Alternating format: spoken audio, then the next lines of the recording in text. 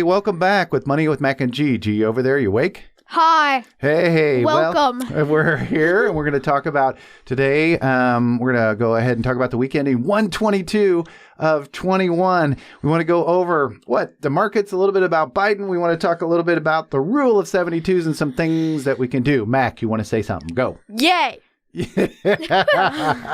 Yay. What's the word for today, G-Man? What's going on, buddy? Getting back into the flow. Getting back into the flow. Because last week was a 4-day week, right? Yeah. And you had Martin Luther King Day off and school treating you pretty well? Yes. Happy MLK Day! Hey, we already did the happy MLK Day, and it was pretty awesome. Woo! Yay! And my throat, I'm doing a little throat coat tea, and we're kind of working through it. But McKenna, what's your, word for the day, hon?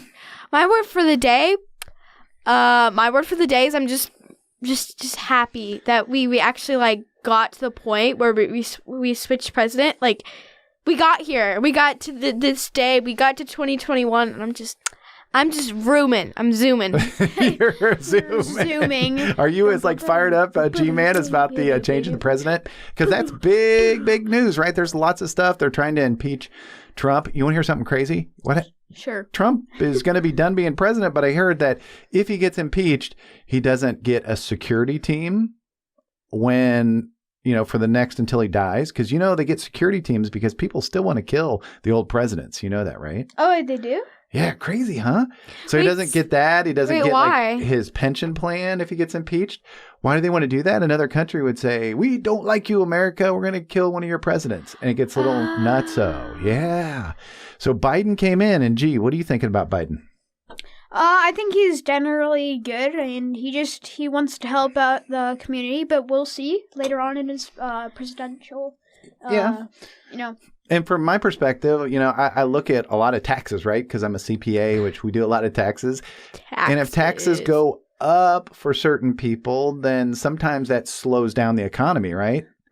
Because if people know, hey, you're just going to tax me more, then why should I earn more? Why should I try harder? So it's kind of a weird thing. But you like Biden. What, McKenna, was interesting for the inauguration this week? We have the first female president female vice president in American history. Yay! Now, why is that? Why is that important to you? It's important so I can open up my mind to new opportunities. So you look at what's available to you now, and you know that it's possible to get up there into the highest level of politics as a woman. Yes. And that's pretty cool, pretty exciting for you, huh? Yeah, and it's exciting for a lot of people, too. And exciting for a lot of people. What about you, G? Did you look at the inauguration whatsoever? What did you see? Was there anything fun about it? Cool? Yeah, me and Mom and McKenna, we all listened to this poem that somebody composed. Now, what was it about? Because I didn't actually hear it. What was it talking about? I don't know. Just it all came at once, and then it all came at you at once. It was about how she was just a African American, and she was I can't imagine that I'm here composing for the president and other stuff, inspiring stuff. So that's pretty cool. McKenna, how old was she? Wasn't there something interesting about how old she was? Was she 95? Is that what I read?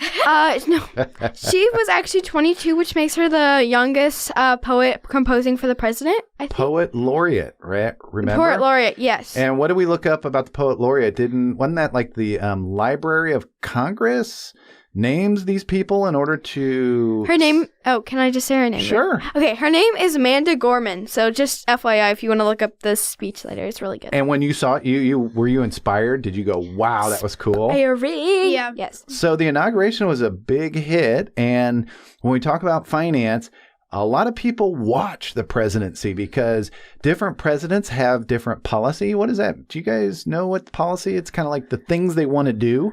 Yeah, could you say it was a checklist or? Yeah, I guess you could. It's kind of what if I asked you, what do you want to do with your life? It's I want to do these things. It's almost a little bit like your personal policy. And so some presidents like to focus on education. Others want to focus on healthcare. Others want to focus on this or that. And so Biden, do you remember if he's a Democrat or Republican? He is a Democrat. Democrat. And generally, Democrats like to help those more in need. And Republicans like to help the businesses, which there's an idea that helps people. Does that make sense? Yes. Okay. So, Grant, what was one of the things that we were talking about earlier? What was one of the things Biden wanted to do? Oh, he wanted to, so food stamps. That's where people get food for free, or? Yeah, and why did he want to look at that? And what did he want to increase it by? He wanted to increase it by 15%, so it's a lot. A lot of money. Yeah, and why did he want to do that? Is there a reason for now? Oh, because he wanted people, like a lot of people in quarantine, they don't have food, so he wants people that during COVID to have food. Yeah, so people lost their business, lost their jobs, tough getting a new job. So he believes that, hey, if we increase that financial support by about 15%, then that would be beneficial to helping out the economy. So what did we just talk about a few minutes ago? If we're spending that money, where does that money come from? That money comes from taxes or printing money, but we're not going to go into that. Because when we print money, what do we say? The supply goes up. And then demand goes... Let's say it remains the same or even goes down. But when supply goes up and demand doesn't go with it... Yeah, it's like if there were like a million switches and like...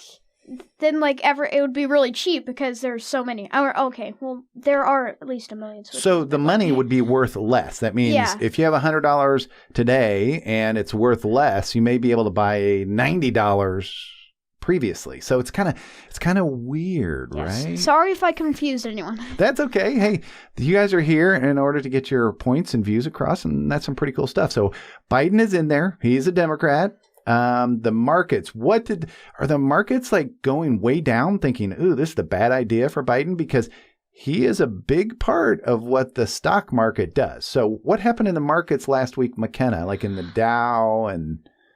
Actually, we did pretty good this week. Besides Bitcoin, but we'll get into that. Yeah, but later. The Dow went up by a little bit, and every S&P week went up. We talk about the Dow, and I ask you the same thing. So what is the Dow? It's a combination, and it's a gauge of how many companies? Mac? It's the big 30 companies. Yeah. Grant, give me one on the big 30. Apple. Mac. Verizon. Give me another one, G. McDonald's. Mac. Disney World. Who makes Disney. Disney. Yeah, well, Walt Disney overall, but it has Disney World. Grant, how about you? What about Walmart. What about the shoes, Mac? Nike. Yeah, so Coke. Coca-Cola. Coke makes shoes now. Grant is a little coked up on his Coca-Cola. I know that's not the right way to say it, but caffeine. He is worked up, and they've got a little caffeine. But those are the big 30 companies. And McKenna, there is the weight. Like, which company has the most weight? Remember, you love saying it wrong. Oh. No, sorry. Wait, it's not Home Depot. I was going to say, it's not Home Depot. But even though they're on the Dow, they don't represent the biggest weight. Who represents the biggest weight? United Health Group. Yeah. Yes, United Health Group, insurance company, and they, I'm sure, do a lot of other things because I'm not as familiar with them. But that is the Dow, and the Dow went up 0.6. Year to date, it's a little over 1%.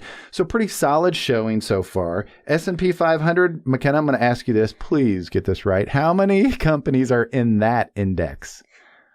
The S&P 500. Oh, 500. we finally time. got her, but she did answer that. She hesitated, but she is so much better. Improvement. And it's so funny because if you look at the S&P, it went up a little over 1%. And year to date, G, how far is the S&P up? The S&P went up by 1.2%. Nope. What? 2.3. I said year to date. So from the beginning of the year, 2.3%. Yeah. So looking at all those companies and all those industries up about 2.3, which is almost double the Dow. And then what happened with the NASDAQ for the week, Mac? Big week for the NASDAQ. What was that? For the week, they did pretty good. Pretty good. They did really good. Really. Remember, we're usually at 0.%. And now they went up 4.2%, y'all. So the NASDAQ is crushing it. And year to date, G, it's up 5.1. So it's like the Dow's at 1.3, S&P's almost double, NASDAQ's almost double that. Wow. And a little bit over double that for the year because Bitcoin is slowing down. We have the Bitcoin, which for the week was down what, G? For Bitcoin? Yeah. It went down by 12.2%. But it's still up almost 14% for the year. And they had that big boost at the beginning. Yeah, that's right. Huge boost. Yeah, that's right. And if you guys think about the day trading, which is something pretty risky, McKenna, you get a little wow out of this, but Kyle and I got together. We put a podcast up on the Educounting YouTube channel, which you can look at. Pretty good stuff, I'd say. But what did we go up last week, Mac? Last week went up a whopping 17.2%. That is a ton. And for the year to date? 43%. 43.2. That is some real stuff. So it's worth... Amazing. Wouldn't you think it's worth listening to Kyle a little bit? Because he's 43%. He's doing a lot of stuff. And then Apple. Come on now. What happened with Apple? Woo! It finally went up. Finally. And for the week, what happened? It went up 10.6%.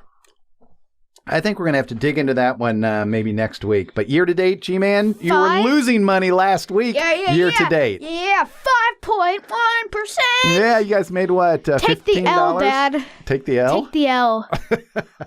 A loser, got it.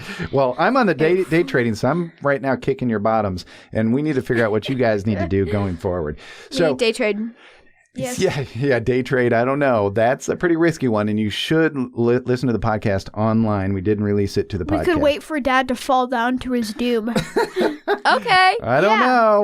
We've got some good momentum going, so we're way ahead of you. But, we were talking upstairs about what a dad really would want you to learn, and I am sitting there trying to impress upon you that investing is really important, right? Yes. And we want to learn about ways to save your money, but how you invest and what it can mean is very important. McKenna, what is I'm telling you upstairs, the most important philosophy or theory that Einstein said the most powerful is the thing most in the universe. Powerful force in the universe. What is that? Dun, dun. Starts with a C. Compound. Oh, compound interest. Compound interest. Yes, sir. Yes. That's right. Compound interest, which is the whole idea of what? What goes on top of what goes on top of what? Money. Money earned, like interest. Money. Yeah, interest earns money, which earns money. So the interest, you earn money on the interest that you earn, which is on top of that, right? Free money? Question mark. Free money. Yeah. Hashtag free money, baby. Boom, boom. So what's the rule that we just went over upstairs? What's it called? The rule of 72. Is that a special number, McAdoo? Yes, it's a very special number. Do you remember how the calculation works? 72 divided by your interest income. Interest rate. Interest rate will tell you what? Will tell you how much money for how long it takes for your money to double. Exactly. So let's do a quick one. 72 divided by an interest rate. Now, interest rate isn't like on a loan, but if you earn 10% in the stock market, 72 divided by 10 equals how many years to double? 7.2. Right. 72 divided by 10 is 7.2 years. All right. So I was telling you about one of my first investments. How old was I, Mac? 22. 21. Grant. 22. Don't say this too loud, but Grant, how old am I now? 52. Oh! 52. Yes. When the dinosaurs roamed the earth. Ancient man. And Mac. Ew. What were you going to say, McAdoo? You look like you're going to say. So how long did I do my first investment when I was 22? So how long's it been since then? That'd be 30 years. I'm not even half that. I think they know that. But so if it was 30 years and I'm earning about 12% a year, so on that investment, 72 divided by what? The 12. 12% equals 6. So every 6 years, my money, $2,000, right, would double. And so there's a 30-year difference. Right. So if it doubles every 6 years, how many times will it double, Mac? It will double 5 times. It will double 5 times. Now, wow. 2,000.